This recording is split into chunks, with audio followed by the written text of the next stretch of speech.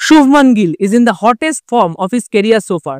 2 ম্যাচে 4 ইনিংসে already 585 run করে একের পর এক রেকর্ড ভেঙে ফেলেছেন ইন্ডিয়ার কারেন্ট টেস্ট ক্যাপ্টেন। 141 বছরের টেস্ট ক্রিকেটের ইতিহাসে প্রথম যিনি একই ম্যাচে একটা ডাবল সেঞ্চুরি আর একটা 150+ স্কোর করলেন। সুনীল গাভাস্কারের 344 রানের রেকর্ড ভাঙলেন, গিল করলেন 430 রান 2টি ইনিংস মিলিয়ে। থার্ড ইন্ডিয়ান টেস্ট ক্যাপ্টেন যিনি 2টি ইনিংসে সেঞ্চুরি করলেন, গাভাস্কার আর কোহলির পর। তার 269 ইন্ডিয়ান টেস্ট ক্যাপ্টেনদের মধ্যে হাইয়েস্ট স্কোর, ছাড়িয়ে গেলেন বিরাট কোহলির 254কে। এশিয়ার বাইরে ইন্ডিয়ান ব্যাটার্সদের মধ্যে হাইয়েস্ট স্কোর, ছাড়িয়ে গেলেন সচিন তেন্ডুলকরের এসসিজির সেই 241 নট আউটের ইনিংসকে। সেহবাগ 309, দ্রাবিড় 270-র পর অ্যাওয়ে টেস্টে থার্ড হাইয়েস্ট ইন্ডিয়ান স্কোরার।